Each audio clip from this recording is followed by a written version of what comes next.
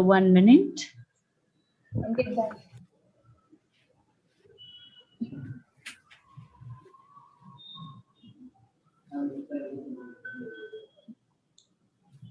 So, sir, 3, 2, 1. Sir, you are live. You can start the session. Over to Good evening, everybody.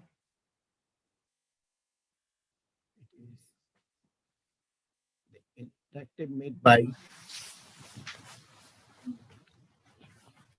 Can you hear me? Hello. Yes, sir. Yes, sir. You are perfectly Okay. audible. Okay. Good evening, everybody.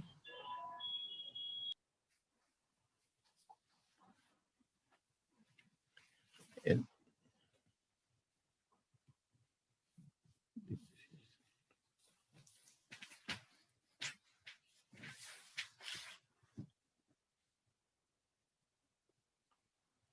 okay. This is my today's topic is the secondary prevention of cardiovascular diseases. You know, the prevalence and of cardiovascular disease is more and more from the Western country, which is coming to the Indian, and from the civilian to the rural. So whenever we have to see there is a cardiovascular disease, we have to see how to prevent it by the primary prevention and the secondary prevention. Why, what, how, who will be the person, and when we have to interfere and where to interfere. So if you go to the next slide. Hello. It's not Sir, your coming. slides are only not there, sir. Hello. Not moving. Sir, you have not done the screen share only, sir.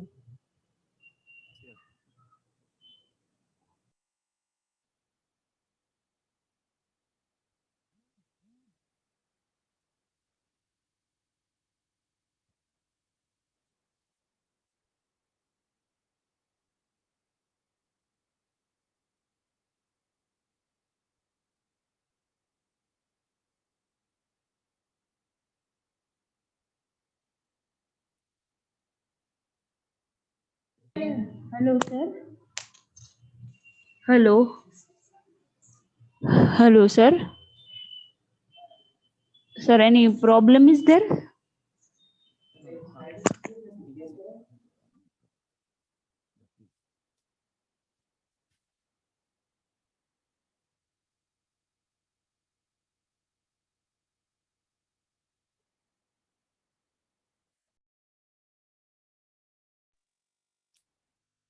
Hello, sir. Can you share your slides, please? Yes.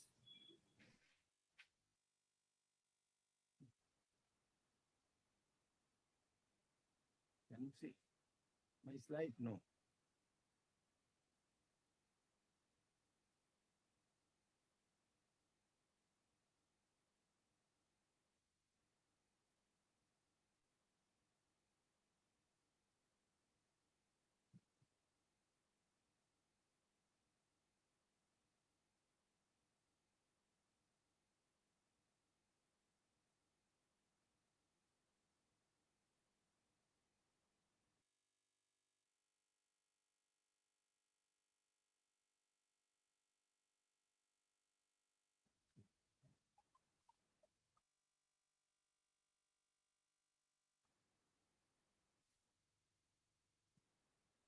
Hello, sir. Any problem is there? Yes. Can I help you? Can you hear me? Yes, sir. Yes, sir. Yes. Okay. Okay. Okay. Can you see my slide? Yes, sir. Yes, sir. Perfectly. Yes, sir. So it is the secondary prevention of cardiovascular disease because you know in Indian subcontinent there is a more and more cardiovascular diseases coming. In recent past, in our city in Calcutta, you know the Saurav Ganguly, who has a sudden attack, a myocardial infarction at the age of 48 years only, with a good health. So now everyone is scared about their cardiac condition, in spite of there is good gym, and good athletes, why he has suffered. So we'll discuss here how to prevent the secondary prevention of cardiovascular disease and when and what is the actual time to make. Now the key strategies of the secondary prevention is what is the different types of risk factor. You know, the smoking is a very dangerous risk factor. If you don't smoke, in spite of that, there is a passive smoking, you have also involved. Healthy diet, usually due to urbanization, there is a diet has been changed. So there is a junk food and others, fried food are more and more coming, and those chances of obesity is more. Physical activity, inactivity is now because of in high-tech city, all are doing computer and others thing, so they are physically inactive and always go by either bike or by their four-wheeler. So they ultimately say they gain weight, and these 4 risk factor, you can control these 4. These 4 risk factor you can control, because if you control this, you can minimize your cardiovascular diseases. The other risk factor is the hypertension, that is also controllable, diabetic, LDL-C, atrial fibrillation, antiplatelet treatment. You have to start whenever there is a cardiovascular disease has started. ACE inhibitor, ARB, beta blocker, and anti-myocardial ischemia. And if there is a sleep apnea syndrome, you have to treat that person, because those who are obese, they may go to the sleep apnea syndrome. There are 2 conditions. One is the atherothrombotic events, where there is a sudden ACS, arrhythmia, and sudden cardiac death can happen. And there is a atherosclerotic disease that may takes times, and coronary disease may happen longer. If we can delay both the things, then we can, but we have to prevent the atherothrombotic events, because plaque stabilization is a more important thing, and otherwise the plaque will rupture and sudden cardiac death and arrhythmia, everything can happen. And what are the drugs that may stabilize this plaque? So is your patient is protected? No, not yet. We have to start according to the high risk, very high risk, moderate risk, and risk factor. So risk factor we have to control. If there is a very high risk factor, who are the very high risk factor? People with any of the following, because if there is a atherosclerotic cardiovascular disease, either clinically or unequivocally on imaging, that means post-MI, post-CABG, post-PCI, previous history of TIA, if all these are present, or peripheral arterial disease, then we have to think they are the very high risk factor. And associated, if there is a diabetes mellitus with target organ damage, more than 3 major risk factor, or early onset of type 1 diabetes, insulin dependent, more than 20 years. Severe CKD, a calculated score of more than 10% for 10 years risk factor, fatal cardiovascular disease. Family history is a very important factor. What happens in Saurav Ganguly's case? There is a family history. His father has cardiac diseases at the age of 50. So family history very much important. We cannot change the family history. Cardiovascular risk category in patients with diabetes. Who are the very high risk? Patient with diabetes with established cardiovascular disease, other target organ damages, 3 or more major risk factor, early onset of type 1 diabetes, longer duration, more than 20 years. And those who are the high risk is the diabetes of more than 10 years without target organ, plus any other additional risk factor. And moderate risk patients are young patients with diabetes mellitus duration less than 10 years without other risk factor. So we have to say, am I high risk or a very high risk? The very high risk patient, that is, if you are the high risk patient, so in that situation, the patients are cardiovascular with the lipid cholesterol, that is the cholesterol, if it is more than 310 milligram %, or the blood pressure 180, 110, they are the high risk factor. And most other people with diabetes mellitus, or with the exception young people of type 1 diabetes without a major risk factor, may be at low or moderate risk. Moderate CKD patient also is the high risk, a calculated score of more than 5% or less than 10%. So in this group, we have to say the very high risk and those who are not a risk factor. So very high risk is the documented cardiovascular diseases. Documented cardiovascular diseases can be clinically evidenced AMI, ACS, coronary revascularization, TI, any other things. Whereas we who are not the risk factor, the person who are not high risk are the diabetes with target organ damage such as proteinuria or major risk factors such as smoking, hypercholesterol, they are not the very high risk. And those who are severe CKD diseases, they are also not the high risk. Only CKD, there is no cardiovascular disease and calculated score of more than 10%.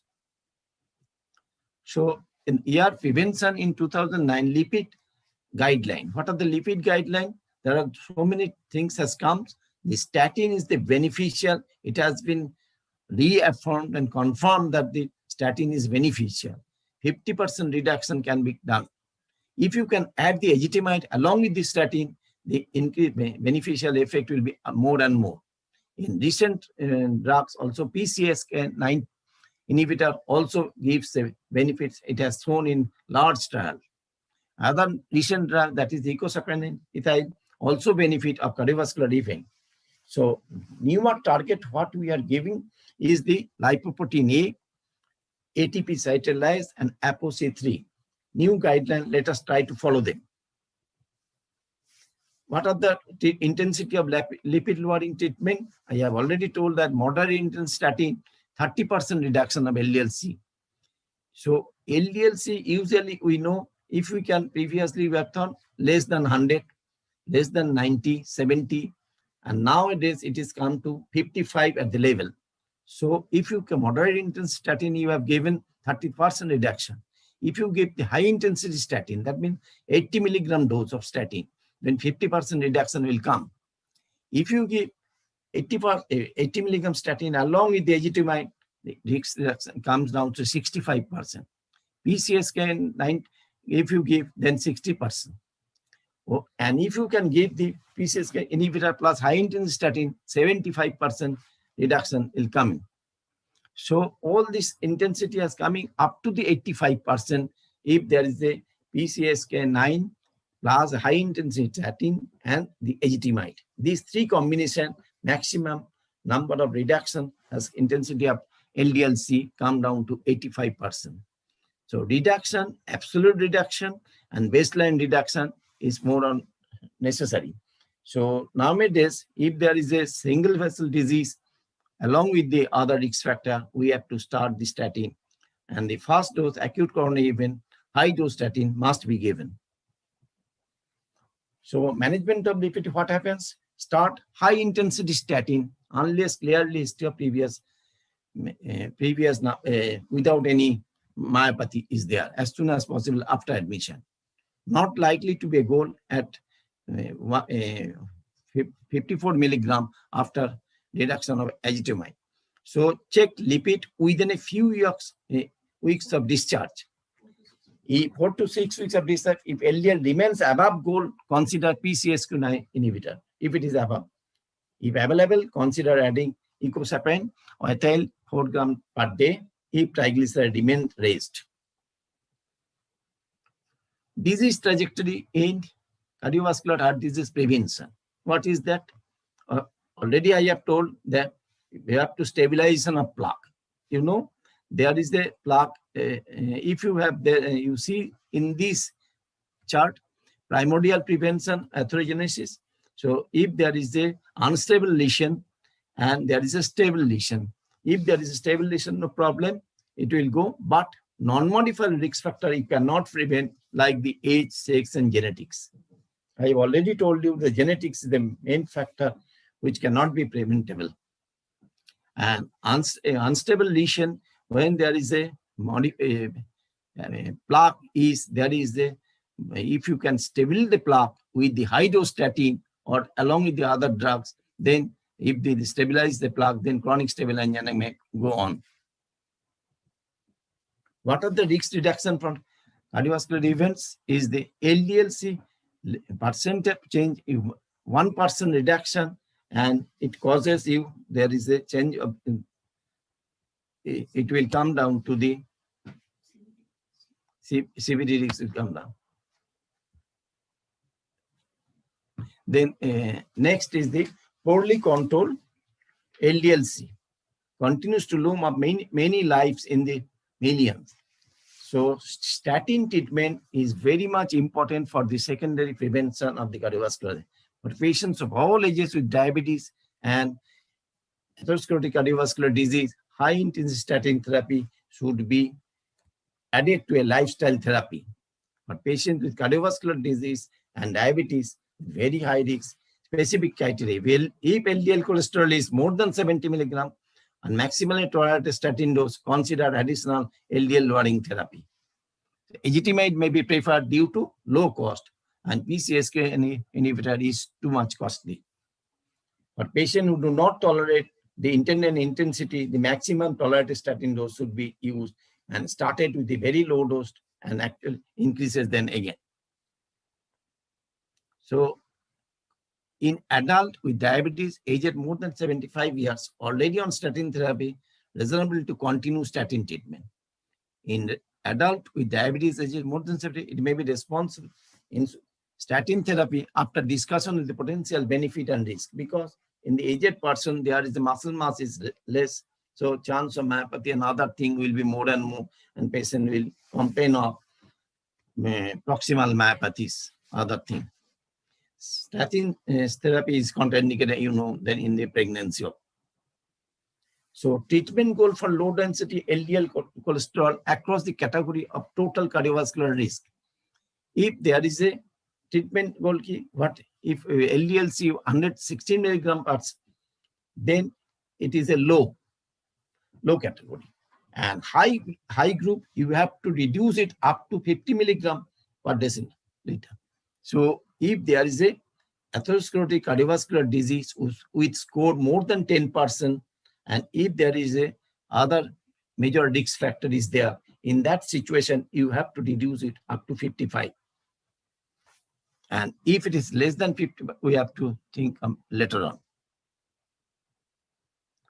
And what about, there are different trials and meta-analysis that shows that it has been very good result of giving high dose statin with the to reduce the LDL cholesterol in improved trial and Freudian trial. So recommendation for treatment goal of LDL cholesterol in secondary prevention at a very high risk and LDL-C reduction of at least 50% from the baseline, and LDL-C goal of less than 55 milligram are recommended. So recommended for pharmacological low density lipoprotein lowering, it is recommended to prescribe high intensity statin up to the highest tolerated dose developing. If the goals are not achieved with the maximum tolerated dose, combination with ezetimibe is recommended. For secondary prevention, patients at very high risk not achieve their goal on maximum tolerated dose of statin or ezetimibe, a combination of PCSK inhibitor is recommended. I have already told in my previous slide. So in the recommendation for the lipid lowering therapy in very high risk with acute coronary syndrome, what is the recommendation? If there is a ACS patient without any contraindication or definite history of intolerance, it is recommended to initiate continue high dose statin as early as possible, regardless of LDL-C value. LDL-C value should be re-evaluated 4 to 6 weeks. I have already told you after ACS to determine whether a reduction of at least 50% from the baseline or not. Safety issue needed to be assessed at this time, and statin treatment thus adapted accordingly. If the LDL-C goal is not achieved after 4 to 6 weeks with maximally tolerated statin dose, combination with ezetimibe is recommended. The same thing they are telling in the ACS guideline, ESC guideline. So recommendation is, if LDL-C goal is not achieved after 4 to 6 weeks, despite maximal tolerated statin therapy, ezetimibe or PCSK9 inhibitor is recommended. It has been come in the ESC guideline. So risk reduction of cardiovascular events as a function of changes in the total cholesterol, LDL cholesterol, HDL cholesterol. If there is a LDL cholesterol reduction in 1% change, then there is an increase in 1%.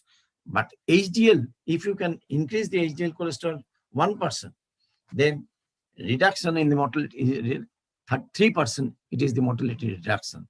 Whereas total cholesterol is 1% reduction, 2% mortality reduction. So in this slide, you see systemic review and meta-analysis of therapeutic evolution, equivalence of statins. So there are so many statins available in the market. Most commonly, we are using the atorvastatin, but there is the fluvastatin, lovastatin, pravastatin, and very initial statin was started in the simvastatin, and now the rosuvastatin, pitavastatin. So most commonly used statin are atorvastatin and rosuvastatin. In diabetic background, we can also use. The maximum dose of atorvastatin is 80 milligram, whereas rosuvastatin is 40 milligram. What are the benefits of statin therapy? Major statin therapy studies shows there is a secondary prevention in forest study, care study, lipid study. We have gone through, and all the studies have shown there is a benefit. Complete efficacy of different statin, you have already told. So we have this. This is not required so much. The threshold for primary to secondary prevention. Here there is a plaque. So there is a plaque, there is stabilization of the unstable plaque. You have to stabilize the plaque, and then you have to maintain that. So what is the 219 ESC guideline on chronic coronary syndrome and anti-ischemic medication? What are the medication and what is the intervention? What is new? Lifestyle intervention, lifestyle modification, number one, lifestyle. Then we have to use the normal drug, that is the beta blocker, AC inhibitor, dyslipidemia, anti-thrombotic therapy. And what is new? Patients' engagement and empowerment, debate over the long-term benefit, revised guideline, and non-statin. All these dyslipidemia cases, you have to revise guideline, you have to stay the patient, and non-statin therapy also. Revise target. Hypertension, usually if it is a single hypertension level of 180, 110, it is very dangerous. So you have to target level, what level you have to patient to be keep in the hypertension, that is the 130, 80, 140, 80. Renin aldosterone inhibition underused. It is underused because nowadays after AMI, we are giving the angiotensin, the aldosterone inhibition, but this is not used previously. Antithrombotic therapy, newer agent has come, who to treat and which agent and how long. Aspirin. Aspirin is a universal drug. You can start with initially of 300 milligram, and then you can we can start it and in loading dose in before AC, PCI, and after that we can continue with the 75 milligram or 150, whatever the dose you can choose. Okay. Now the ECS guideline, aspirin is recommended as soon as possible for all patients without contraindication before and after PCI. Oral or IV aspirin is indicated in patients undergoing fibrinolysis. Antiplatelet therapy with low dose aspirin is indicated for maintenance after STEMI. DAPT, aspirin plus P2Y2 inhibitor, is recommended for 12 months after PCI unless contraindicated. In patients with ACS, ticagrelor on the top of aspirin is recommended unless there are contraindications. Clopidogrel is recommended on the top of aspirin in STEMI patient receiving thrombolysis. In patient with DAPT, a daily aspirin dose of 75 to 100 milligram is recommended. In patient with ACS treated with coronary stent implantation, DAPT is recommended for 12 months unless contraindicated. Prevention of cardiovascular disease and events. In ACS, PYT inhibitor for 12 months is recommended in addition to aspirin unless there are contraindications such as excessive risk of bleeding. In the chronic phase, after AMI, aspirin is recommended in chronic phase. Daily low dose aspirin is recommended in all patients with stable coronary disease. In non-STEMI and in STEMI, aspirin, an antiplatelet. Some say you can give aspirin alone or maintenance dose of 80 to 325, whereas in the antiplatelet therapy, you can give the 160 to 325 loading dose before procedure, after it 81 milligram, that 80 milligram is preferred in maintenance dose. So aspirin and clopidogrel is recommended as an alternative. Aspirin is given in all the cases unless there is a hypersensitivity or reaction to the aspirin, then clopidogrel is recommended. Intolerance to aspirin is nowadays more and more. But now I have seen in my like there is a clopidogrel intolerance also is available. In PAD, history of ischemic stroke, also in case clopidogrel aspirin combination should be given. So clopidogrel is a very good drug. Though aspirin is very cheap, clopidogrel is also very good drug. And loading dose of 600 milligram, 300, some prefer 600, then continue with the 75 or 150 milligram doses. You know everyone. So clean drug with few side effects, effective, once daily, cheap, familiar to most MDs, second highest selling, multiple broad indication, global use, extensive clinical trial programs, STEMI and all the cases you have started it. So clopidogrel across spectrum of coronary artery disease, acute STEMI, non-STEMI, PCI, long term. You can use the clopidogrel. There are so many trials has been seen. So clopidogrel is a very good drug in high risk vascular disease up to 3.5 years, benefit in 20 patients only. In summary, clopidogrel is still the treatment of choice for entire population. And despite current guideline recommendation, clopidogrel is showing significant utilization in ACS patient. Ongoing clinical trial are evaluating concept in individualized treatment, escalating treatment down to clopidogrel based on phenotyping or genotyping. Other large-scale trials are evaluating the novel DAPT treatment concept with clopidogrel in their control study. Now, the dual antiplatelet therapy duration and related stent choice in patients with stable coronary disease, treated with percutaneous coronary intervention. So, dual antiplatelet therapy in case of stent, you have to, how long you have to give. Some say it is given 30 days, some say it can be given because there is a trial, so the 30 days, the event death, myocardial infarction, and rethrombosis chance is less. But 6 months and up to 12 years, in case of complicated cases, we have to give.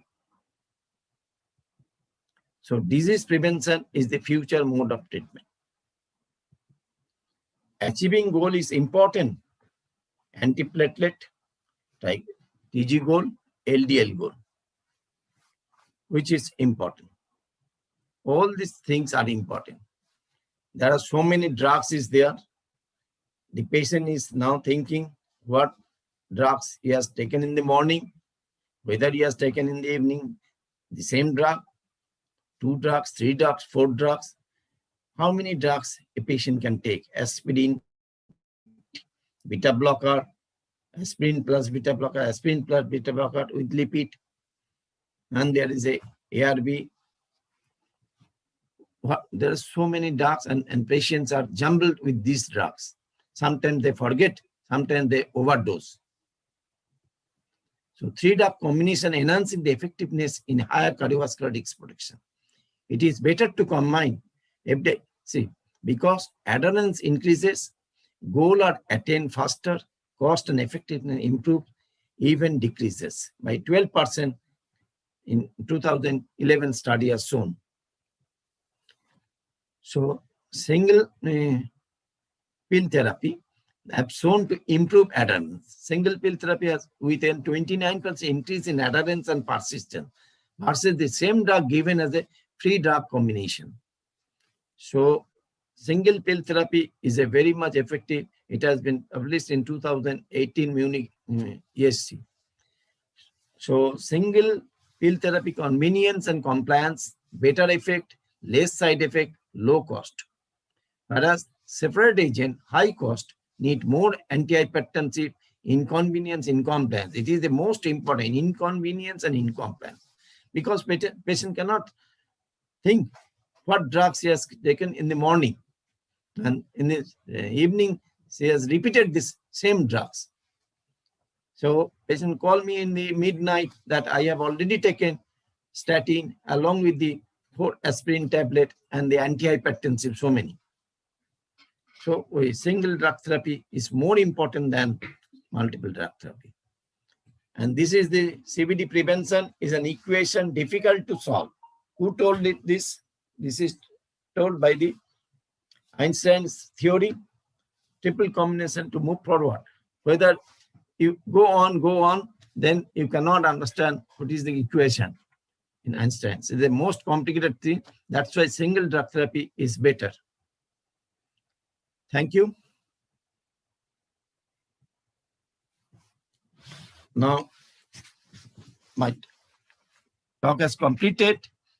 Now, I can tell you that in cardiovascular disease nowadays, very important, because drug therapy, you know, this one side there is a statin, one side is the DAPT. These two drugs is very important drug. Other than there are so many drugs is there, but these two, statin and DAPT, these to be continued. Other, that is a beta blocker, AC inhibitor, and antihypertensive, so many antihypertensive that ARB, newer antihypertensive also coming. So if you can think of that secondary prevention is more important nowadays, because more patients are involved in the cardiovascular diseases. Thank you. Hello, sir. Yes. Yes. Sir, now there is no question. So, sir, can we wait for a few minutes if any question comes?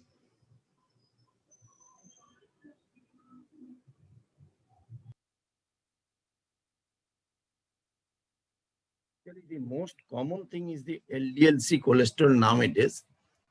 This LDL-C cholesterol should be come down to the 55 whenever there is a cardiovascular diseases, along with the 2 or 3 major risk factors there. But in some status, it has been seen from the 55, you can go to the 40 levels. In which group? When patient having 2 stroke in a 2 year. In myocardial infarction has happened this year and again in the next year. So in that situation, you have to reach the goal at the level of 40. That is dangerous, because LDL cholesterol is very much important to control for prevention of secondary prevention of the coronary artery disease. And previously, another thing I have to mention, that previously it has been shown that imaging process, if there is a intimal and medial thickening was there, they have started the drug. But that is stable, because intima, that has been now from the guideline that is gone through. Because previously carotid intima and media, if it is there is a intima media thickening is there, they told that you have to start the preventive action. But nowadays it has been cut out from the ESC guideline. But whenever there is a plaque is unstable plaque, always treat it rigorously. Thank you. Hello, sir. Yes. Sir, now for now there is no question. So, sir, can we wait for 1 to Thank 2 minutes if any question comes? Okay. Okay, sir. Thank you. Thank you.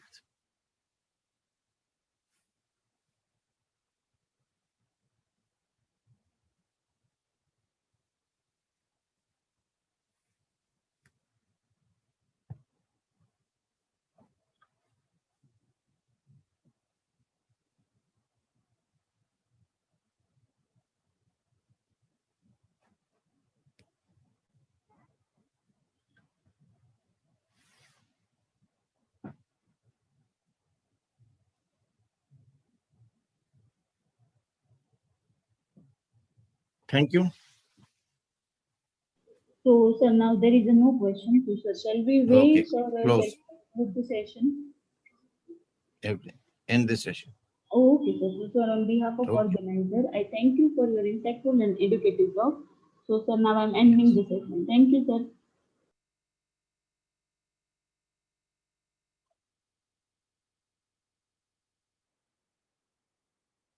Okay.